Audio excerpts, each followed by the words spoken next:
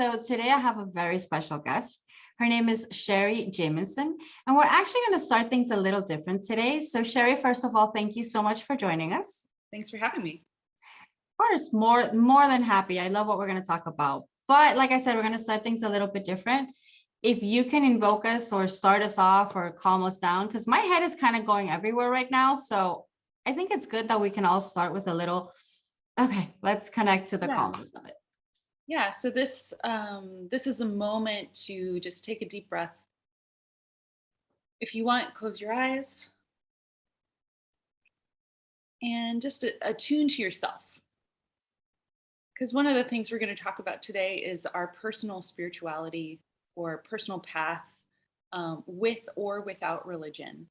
And so part of that practice is finding what works for you, finding what opens your heart. So I want you just to think of something or someone that brings a smile to your face. Maybe it is a beloved pet. Maybe it is a loved one or your child, or an adventure, a memory that you had in your life. And just feel into that heart-opening space. Breathe into it, and we'll have a moment of quiet.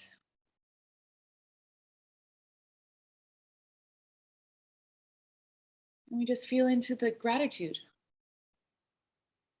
that we're alive, we are breathing, we're here, we're now, and we have this opportunity to connect. Thank you. Thank you. Yeah, okay, that was beautiful. I guess now I can introduce you and it'll make sense of why I wanted you on board. So I'm going to go ahead and introduce all of you. So as you can tell, she is very connected and very much in touch with this entire side of spirituality. She is a coach that supports people of any religious background, faith or non-faith, as she said, that they're going through spiritual or religious deconstruction. With a powerful step-by-step guide, she empowers these introspective warriors to untangle, heal, and reclaim their personal path with or without organized religion. She does that through her coaching, podcast, and online course called Make Peace with Your Religious Past. And of course, at the end of this, I'm going to go ahead and put the links and everything to your podcast and everything else, because I think, honestly, that's the topic of the conversation. We all came from one religious experience background or another, whether it was a particular faith or whether it was no faith. So can you begin telling us how this whole thing came about for you, your story? How are we here today? Yes. So I just want to thank you again for inviting me to come and share with you and with your listeners and people watching this video later on YouTube. You have this spirituality talk show, and I think it's wonderful to explore spirituality, and at the same time, I think something that doesn't get talked about enough or almost at all is sort of the shadow side of spirituality and religion.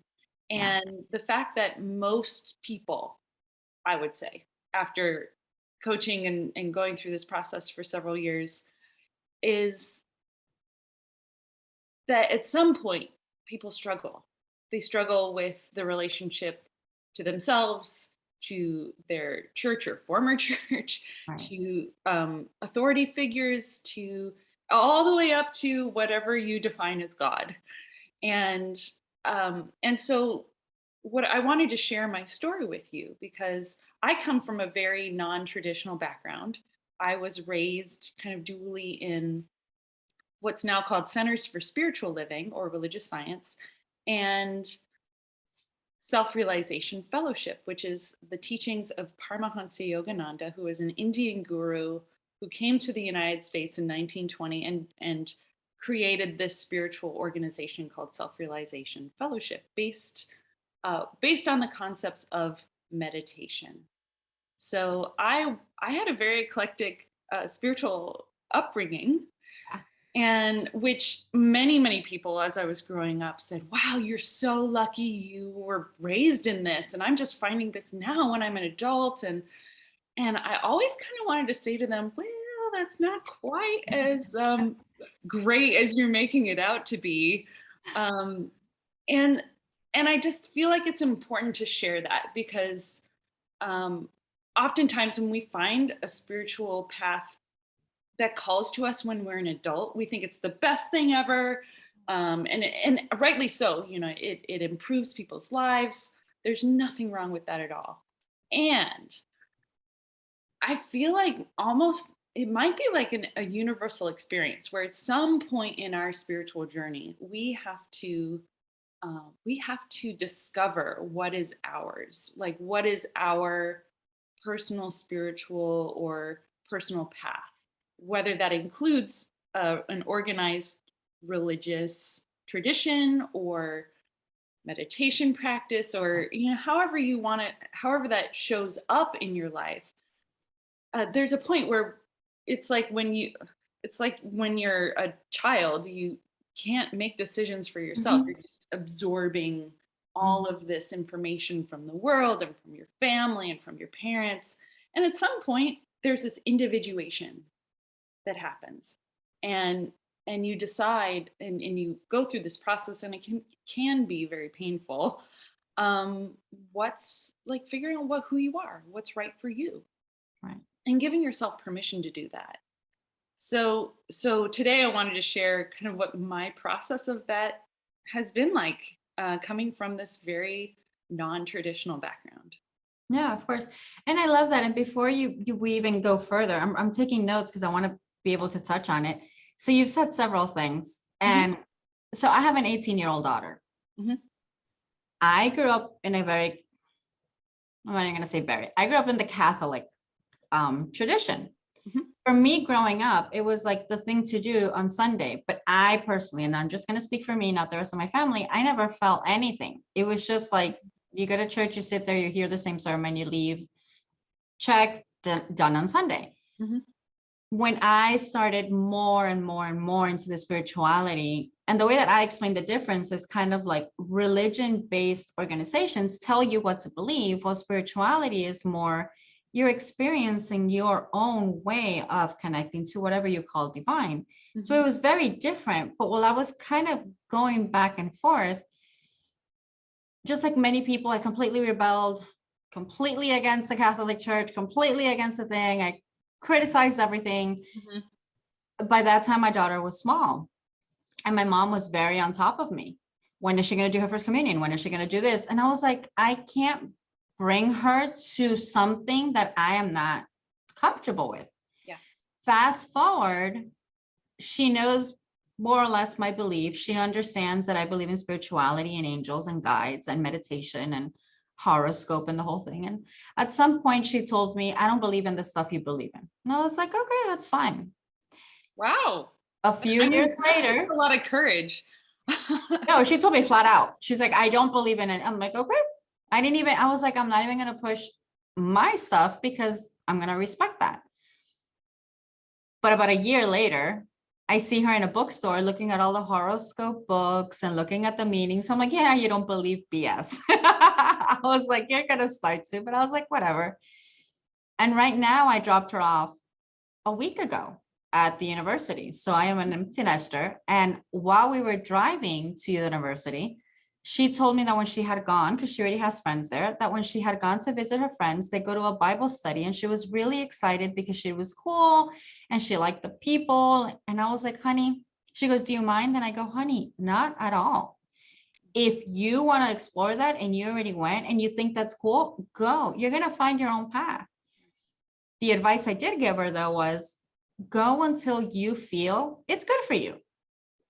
Once you don't, then you notice you maybe already got out of it what you needed to, and that'll be okay.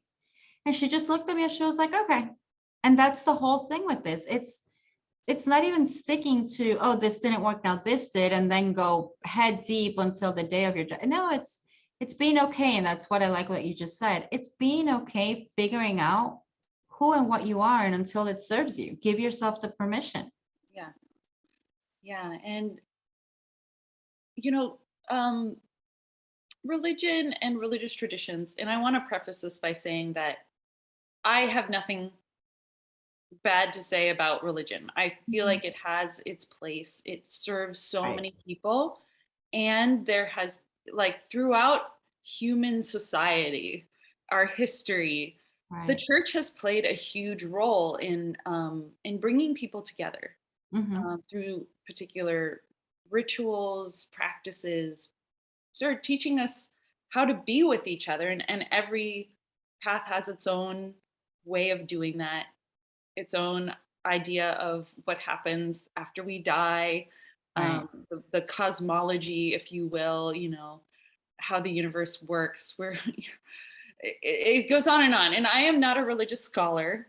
My background is in I studied spiritual psychology for my master's degree, and it is much more along the lines of personal growth and healing. Right.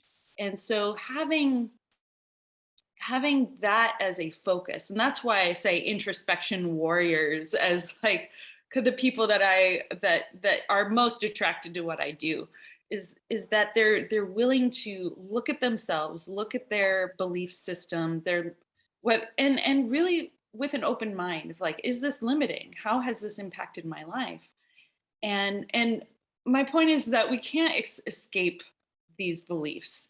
Even if you were raised with absolutely no religion whatsoever, our Western society, I'll speak just for Western society, is infused with uh, with religious overtones. It really is. And particularly here in America, it's sort of a tender point at this moment because we're having issues between the separation of church and state, and Right. that can trigger a lot of people, Right. and it is triggering. Like, it just Right. is. So yeah, I think it's great that you have been able to work with your daughter and be so open, supportive of her. That is not always the case. Well, it's taken me 20 years to find peace within myself to be able Hmm. to do that. Hmm. Because I know if she would have told me that, let's say she would have been a teenager back then when I was going through my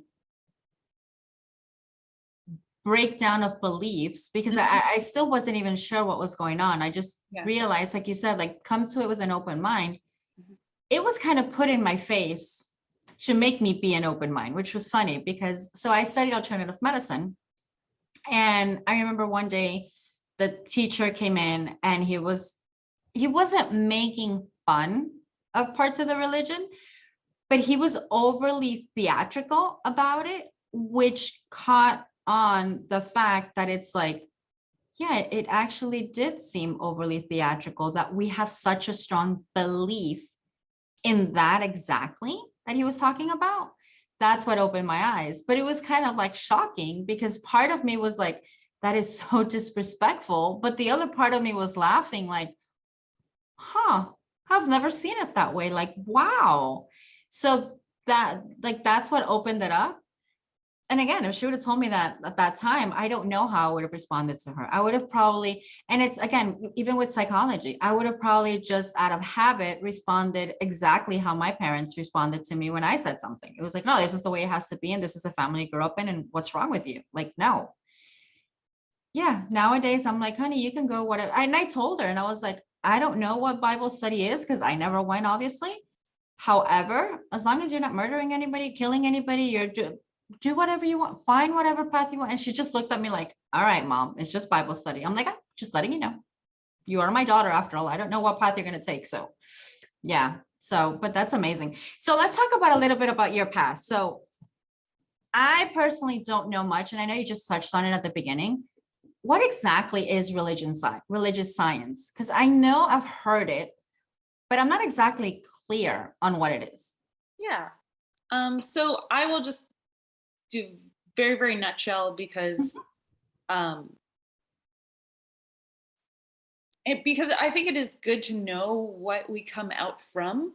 Right. But most of what I work with is that process of coming out from whatever it is you're coming out from, Right. that belief structure, and into whatever is new. So religious science is an old term for what is now called the organization Centers for Spiritual Living, which falls under the broad umbrella of New Thought. Oh, And gotcha. New Okay. Thought is actually the name of the religious tradition that Agape, Centers for Spiritual Living, Right. Unity, Divine Science all fall under. And they have an underlying theme of metaphysics, positive thinking, that your thoughts create your reality, that sort of thing. And it comes out Okay. of the transcendental movement. Okay.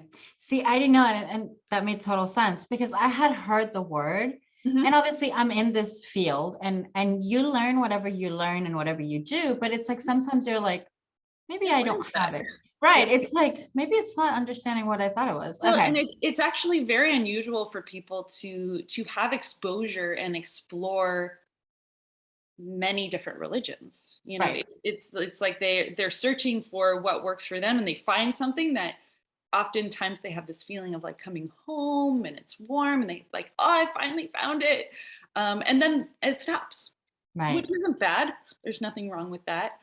Um, but but yes, having an awareness of what's out there is actually really wonderful. And through this work, I've been able to engage in much more interfaith work, and that has been very enriching.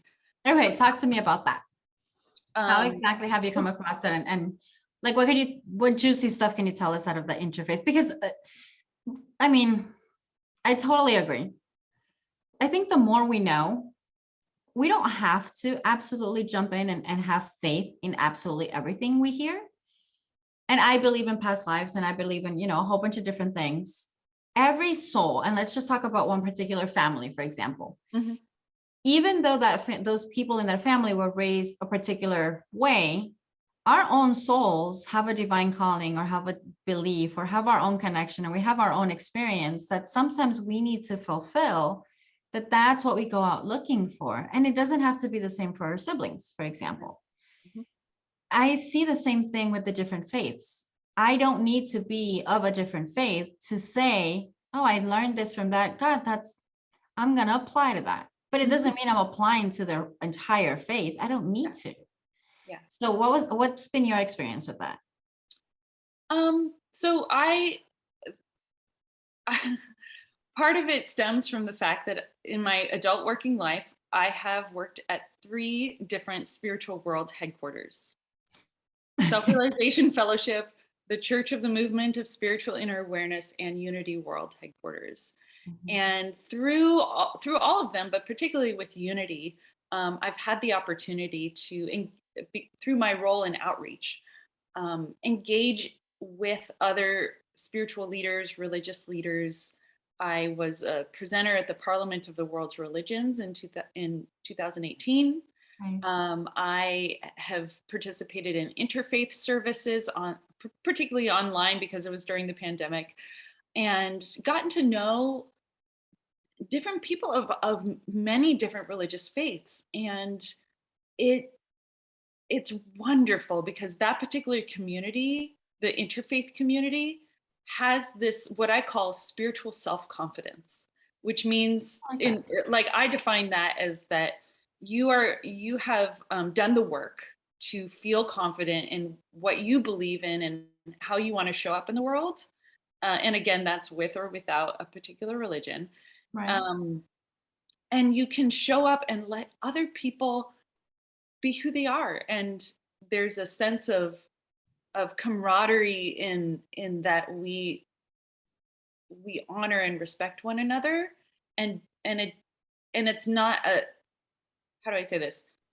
It doesn't threaten what you believe. It doesn't threaten Right. who you are. And I feel like that is a key point of like maturity, because most of the issues that people come to me with in coaching through the online program is that other people are trying to impose their own belief system on Right. them, Right. or the thing that they believed in the past doesn't work for them anymore, and so they tell their family members, or or they're struggling with it inside of themselves, and they're getting all of this messaging that you're wrong, you're wrong, you're wrong, or you're bad, or you're worthless. And it creates this knotted up ball of emotion and, mental strife that can be anguishing. And that is, I think, the key word for how I would define deconstruction, is because all these things are coming at you all at once, from inside, from outside.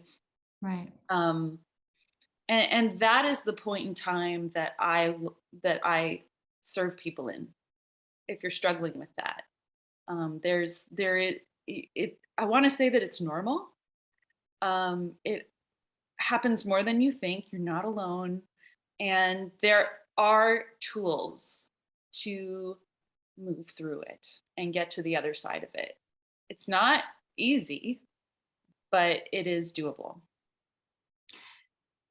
And again, that's part of why this spirituality talk show is being created, because I think a lot of people are feeling like that, and they might understand the pressures like you're saying them, and yet some of them might not.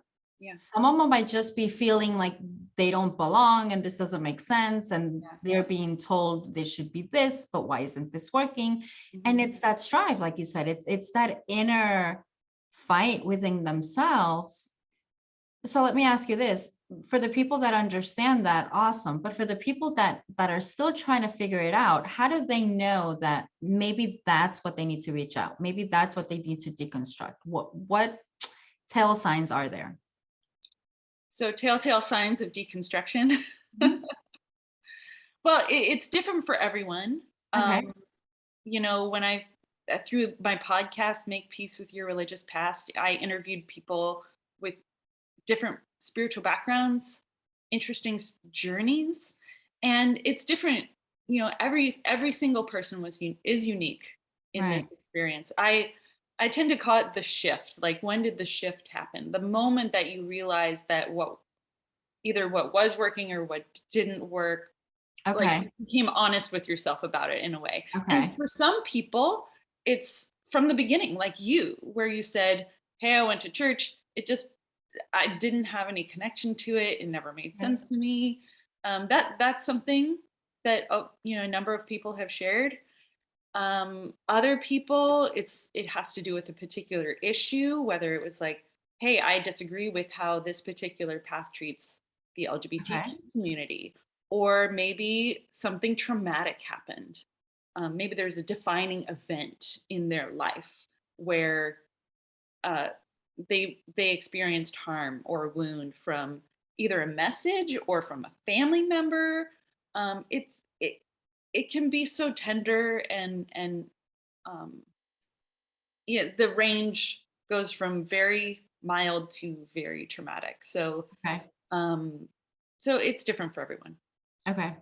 But in general, it's kind of that moment of X happened and you realize something needs to be different. Yes. And I feel like that's and that moment of honesty, or it's actually, from my experience, more like a grief process, because you experience a moment where that change happens. It's almost like a death, where all of a sudden things are different. Either you don't feel the same way anymore, or something happened where there is a loss of trust, a loss of belief, question, doubt, fear, and anger, confusion, and you're thrown into this turmoil, and it often is followed by denial, and right off the bat, like, nope, not going to happen, and like right back into what was comfortable, or it's like the fight, flight, or freeze response, where you're like, no, with the fight response, it's like, I'm gonna get rid of all of this and throw the baby out with the bathwater. They don't deserve whatever goes on to make that, like, I'm leaving, F this kind of reaction. Right. flight, you know, that's sort of like fight and flight, you know, leaving. Sometimes it's a fast leaving, you know, they just never show up at the church again or talk to that person again. Or it's a slow, for me, it was more of like a slow disengagement, Okay. you know, just kind of like a quiet, like, Right. sleeping. Right. um, and then sometimes it's a freeze, like, oh my gosh, I don't know what to do. And then it like it gets turned in on yourself. Mm-hmm. And that was kind of my experience too, like just based on, you know, my family background and conditioning. Like I felt like it was all my fault that I Okay. was feeling that way. And it took me a long time. It took me over 6 years to like fully part of my story is like I felt like I was in limbo. And even though I was like engaged with other spiritual practices and maintaining my meditation practice and things of that nature, I felt stuck. I felt like my spiritual life, or the part of my life that had that aspect to it, was stuck and um, in limbo. And it was this tension between like the loyalty belief system that I had from self-realization Right. fellowship to like what I felt like I was being called towards, but could not bring myself to actually make the shift. And I feel like that's where a lot of people either put up with how they feel and or get rid of religion or spirituality altogether. And it's like, I don't need that, you know, it's just whatever. Right. um, or they actively fight against it. Or um, and I think what's different in my story is that I said, you know what, this isn't good enough for me anymore. I want to feel connected again to myself. Like spirituality to me has been a strength in my life. Mm-hmm. I know Brene Brown has shared that, you know, faith can be a source of shame or a source of resilience. Right. And so it's sort of like fire. It can go either way. It can warm you or it can be destructive. And for me, it had always been a source of strength. And so when I wasn't feeling that, I said, you know what? I know it's because I have like all of these issues with my these past um, belief systems, and I'm going to tackle this head on. I have the skills. I know how to do introspection. I have this toolkit of personal growth, you know, teachers and books and methods that I know how to heal. Like I know how to do that, and I think that's something that I finally felt empowered to do. But I also know that I'm the kind of person that needs structure when I do that kind of work to Okay. feel safe and to feel like, and honestly, to stay accountable. Because it's easy Okay. when things get hard to just be like, Yeah. nope, I'm out for now. Like that's enough. Yeah. Which is an important thing to be aware of, but also it's like, okay, go integrate, do the work, step away and integrate, do the work, step away and go integrate. And it's this balance. And I it's like physical training when you're exercising, like coming back to it until you reach the point in which you feel good about where you're at.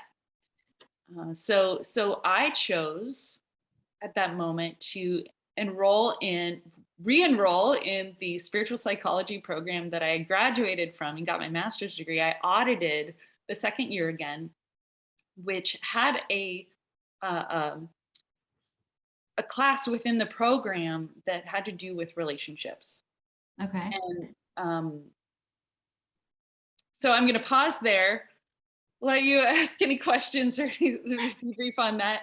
And then I'd be happy to share more about like what I actually did to move through those challenging feelings. Okay. So we're going to head back to the spiritual self-confidence. I love that. Yeah. I absolutely love that. Which matches to what you said at the end. It's our belief systems. Mhm. The way I see it is when we're shattering those belief systems, we're shattering our ego.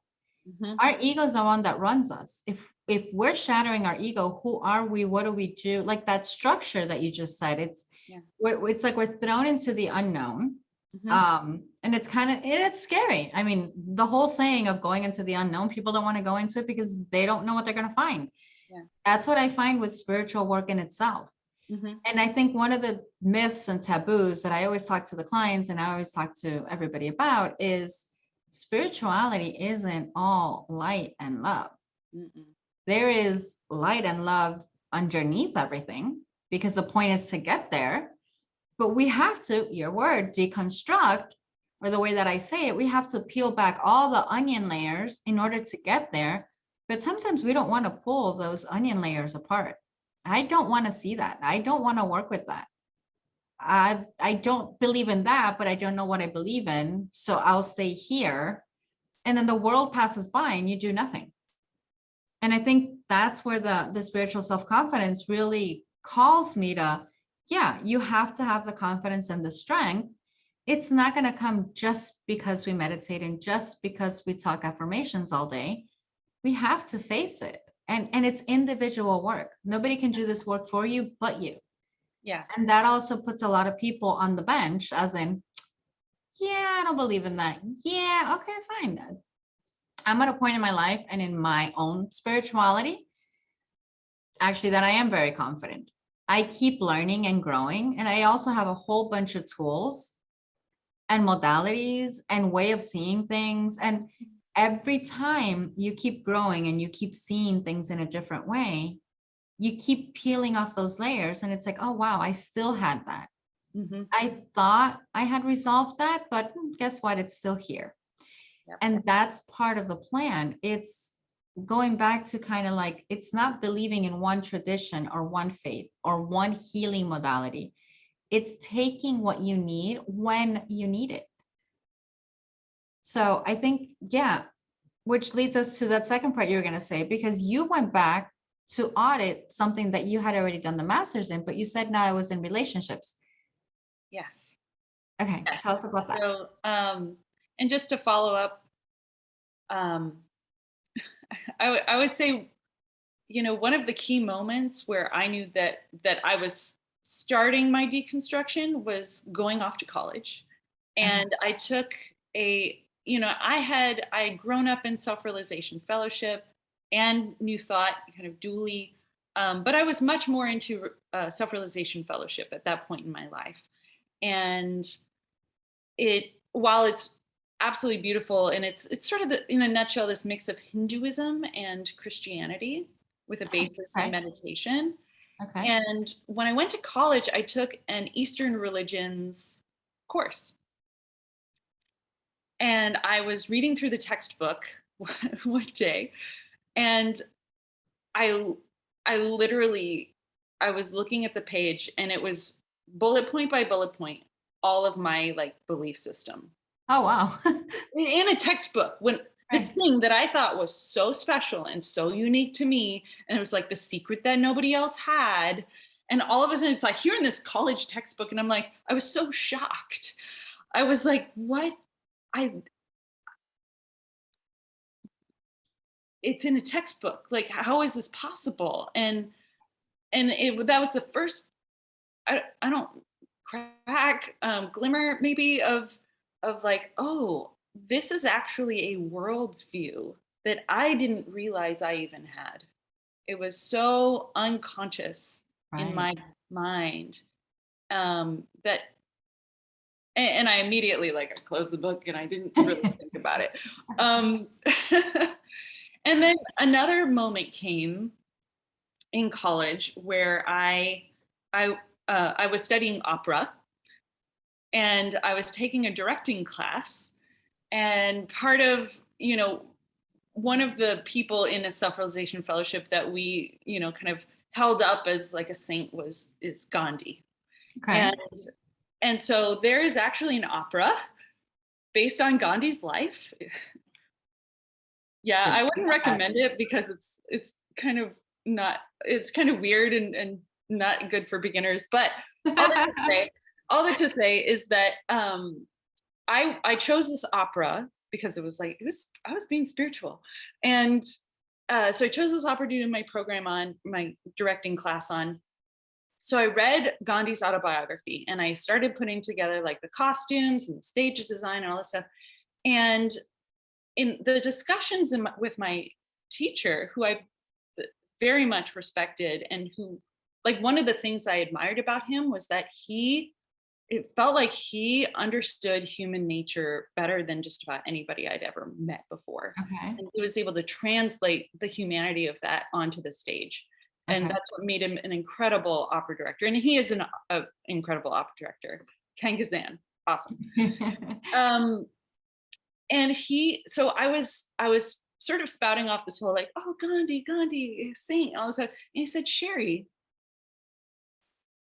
you are not seeing the full picture of who this man was. He was not a saint, and he went ahead and like listed all of these areas of shadow and darkness from his path, from Gandhi's life, and pointed them out. I was like, it was almost like offensive to me at the time. But I went home after that class and I really thought about it. And I really said, wow, I haven't been willing to see the full picture of these people that I've put on pedestals as saints. Mm. And it was a moment of real thoughtfulness and something that I was like, it inspired a desire in me. And I was like, well, what if I did see the big picture? Like, what would happen if they came off that pedestal, and if they were human, and if they were doing the best they could? Right. And they were inspiring, but they also hurt people from time to time. Like, what would that do to my view of these spiritual leaders that had meant so much to me? Right. And that was another like crumbling moment of wow.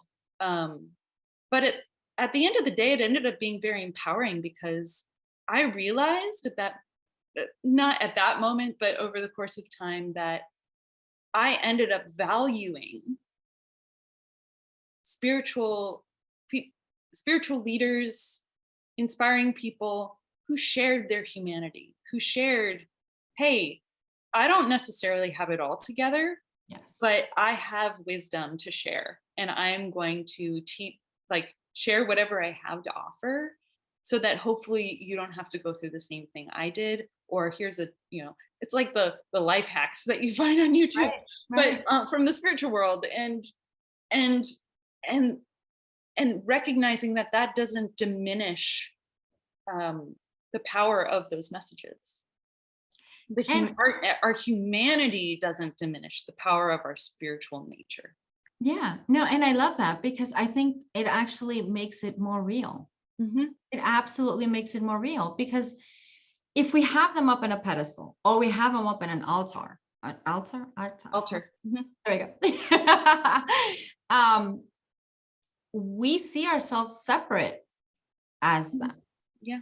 We see ourselves separate. Or less than. Exactly. We see ourselves in a smaller way because we're looking up to them. When in reality, let's say us right now, I can learn from you, you can learn from me. And it's a basic humility of saying, I did this, I screwed up, but I learned this, and this. Now you don't need to screw up. Just get the lesson, but don't put me on a pedestal because I did this and you still haven't done it. Because I think that's where, first of all, let's say, besides the fact that it keeps separating all of us, it's the power trigger.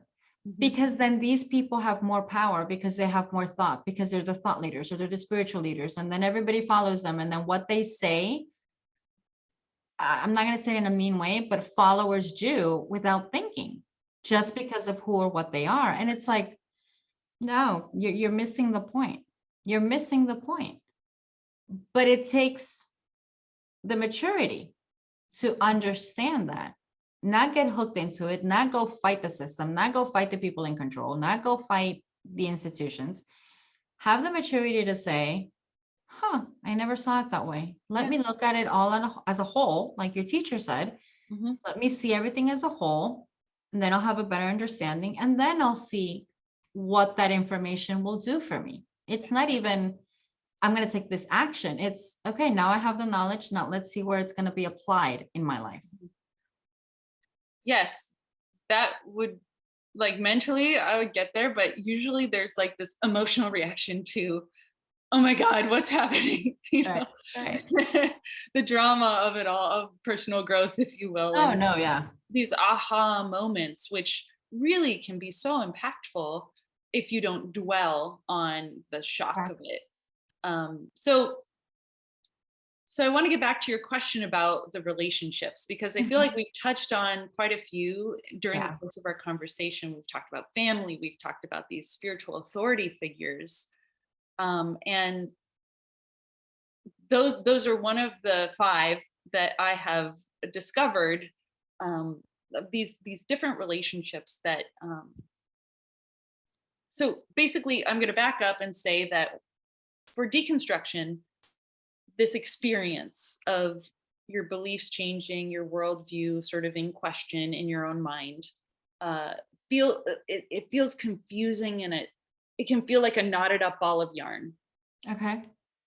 Where like everything is just inside, and you don't know what to do, and it just seems really overwhelming looking at that knot and being like, how am I ever going to untangle this mess, basically? Right. And I don't want to, Right. So, That's what I was thinking. Can I just throw it away? yeah, basically. And the truth is that you can ignore it, but I don't think you can throw it away. Because it just kind of lives inside until or the unconscious, until it's ready to be addressed. Right. And some people never do, and that's fine. Like, this is not a requirement.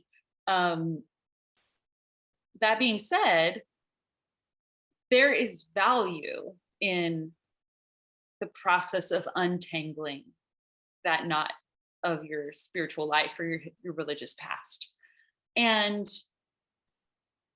being able to take it out like string by string and put things in its proper place, and like sort of follow the line of that particular string or issue, to untangle it from the knot. It's like you loosen it here, you loosen it there, and then all of a sudden something happens, and it's like it's much looser, and you're able to go faster. And that's kind of a moment of celebration in the work I do with people. It's like, oh wow, like this one thing just cleared, and now it's not, there's just this lighter feeling and growth.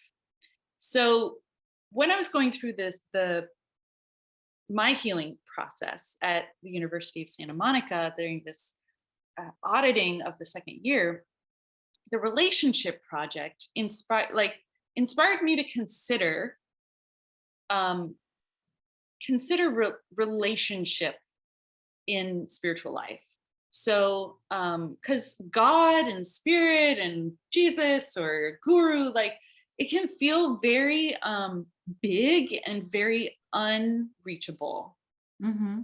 And there's nothing you can do about it, but there is. So if you in your mind can think about it more in terms of a relationship, it's like an invisible inner relationship, then it becomes more accessible. And there are tons of highly scientifically researched, proven methods of improving human relationships. And so part of my hypothesis in this course was, can I apply the same tools of relationship building and healing to a completely invisible inner relationship? Nice. Which in this case was my relationship with my childhood guru, Yogananda. And so over the course of 9 months, I did this experiment where we started by like taking the temperature. It's like, how do you feel now about it? Like, Right.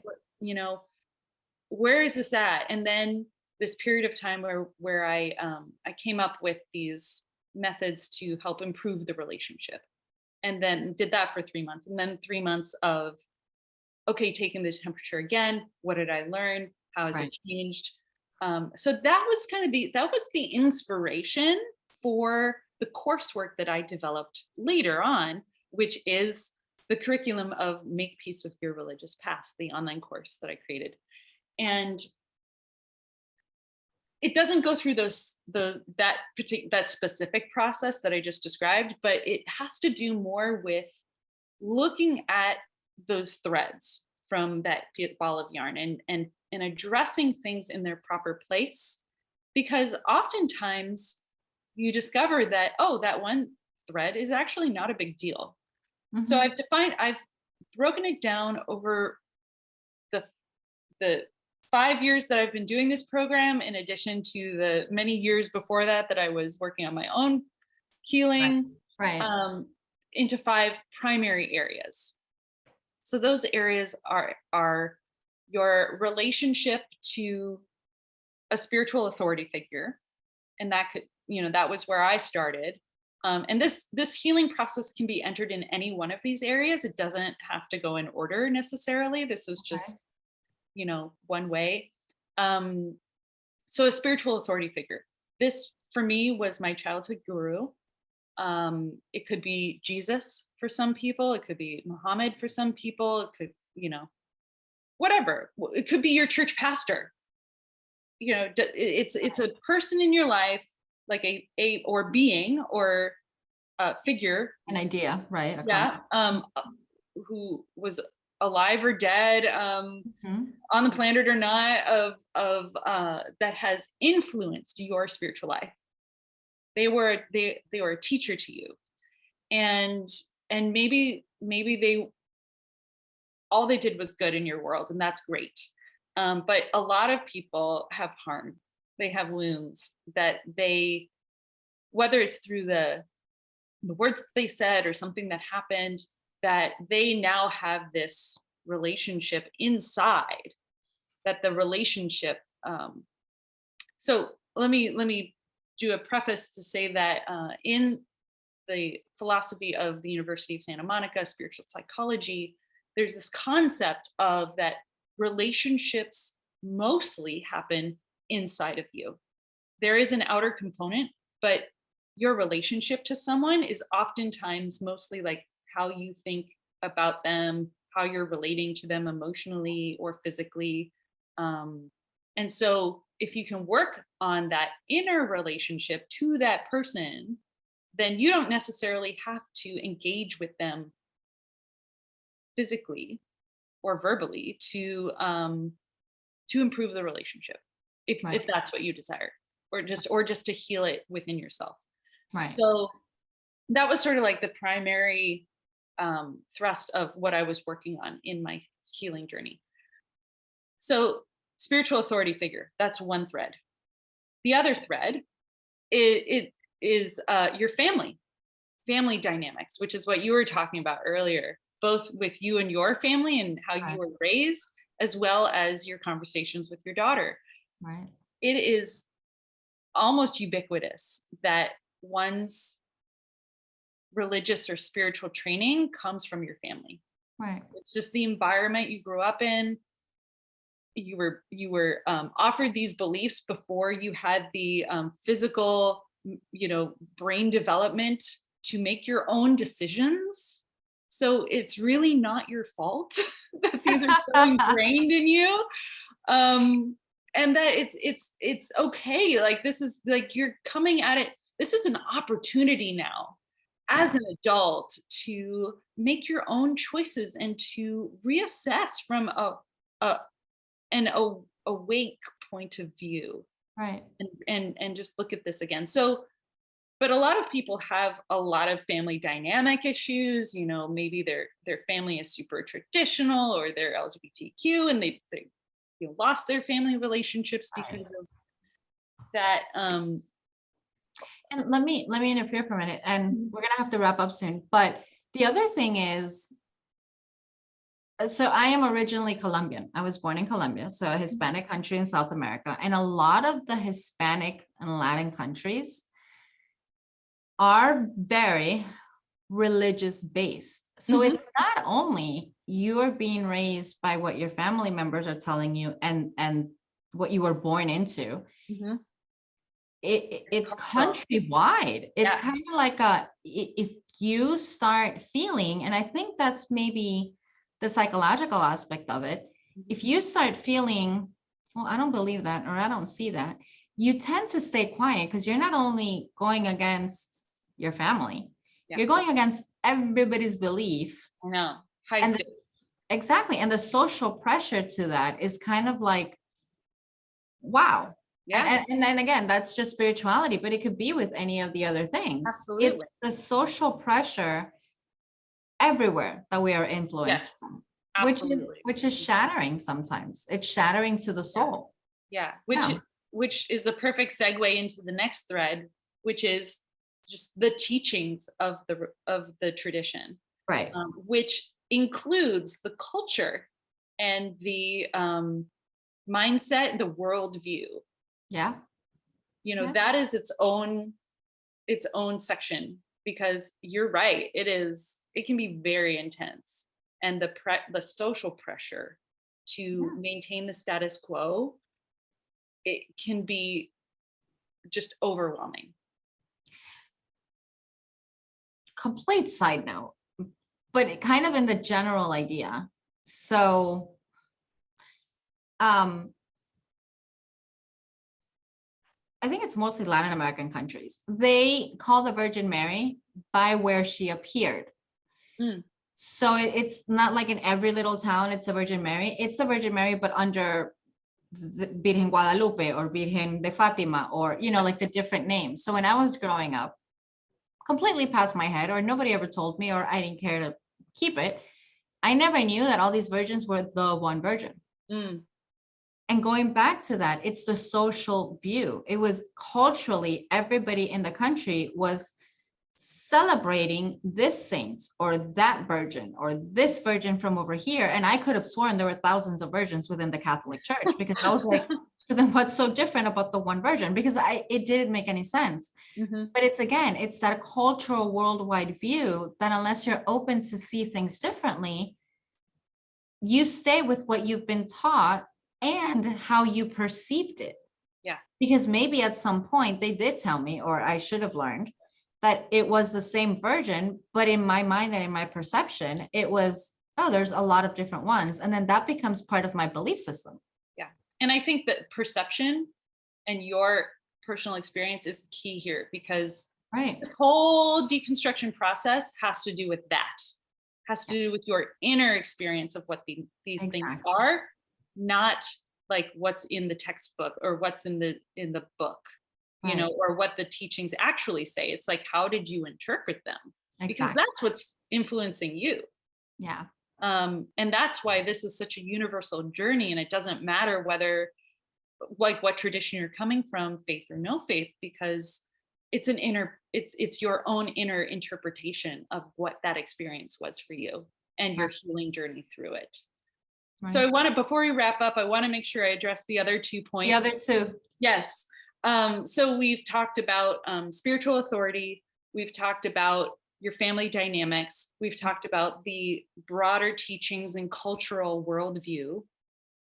The next one is your relationship to yourself, because this is an area that most people they're just the hardest on themselves, and like myself, you can turn it within and think you're the problem, which is it's devastating when you're in that space during deconstruction, because it can prevent you from moving forward. So working on your relationship with yourself, building up your self-esteem, your self-confidence, and really clarifying, how do you want to relate to yourself as you go through this healing process. And then the final one is, which in a way encompasses everything, but also is its own section, which is your relationship to whatever you call or relate to God or spirit or the universe or that concept of a higher power. Mhm. Because this is, this is where a lot of and I say that thread runs through all of it because everything, it's like you're receiving messages about what that is Right. from all these different sources, Right. including your own self, including your own Right. mind. So I like to address that last because it's inclusive of everything. But it's kind of the hardest. Like you need to go through all the other steps to be ready to address that one, if that makes sense. Yeah. No, It's sort of like Marie Kondo, where like you start with the things that don't matter as much, and then you sort of whittle away till you get to the sentimental area of clearing. So it's like God is that sentimental area of clearing where, or however you want to call it, it's right. different words for everybody. And that word in of itself, if you are triggered by the word God, triggered by the word spirit or religious Christianity, like that is a way that you know that you have work Yes. to do. It's not, or let me say that it's possible. There are ways to get rid of those triggers through a healing process so that you can hear somebody say God or Christ or Jesus or Buddha or Muhammad, and it's like it just sort of washes right. There are no hooks anymore. Right. It's just like somebody saying red, blue, yellow. Like Yeah. there's nothing. There's no trigger for it. So like that experience is what is possible when Yeah. you take the time to do that inner work. And Yeah. I think the final thing I want to say is that it is worth it. Yeah. You are worth it, and and however you define your personal path is worth it. It can bring so much meaning to your world. And um and it makes, it's like when I hear of people who just throw it all out because of something that happened. um I mean, again, there's nothing wrong with that, and I respect everybody's decision. But if that's a part of you that you've ignored or gotten rid of or didn't think was important because you thought there was nothing you could do about it, I'm here to say that you can. Yeah. It's possible. You have the power to heal, to address these things. It's not easy, but it's not as hard as you think it is either. Right. So Unless you're going through it, because while you're going through it, it kind of gets muddy. yeah. Let's be honest about that. So I miss my armchair. Yeah. So well, I love to help people in that moment, because it's like giving you courage and encouragement and tools to break down these areas and make it less overwhelming, helping to untangle that knotted up feeling. and I think what a lot of people, once it's untangled, they see it. It's kind of like that finished product they finally get to experience. Mm-hmm. When we untangle our own inner spirituality and our own beliefs and come to a certain set of beliefs that are working for us at the moment, Mm-hmm.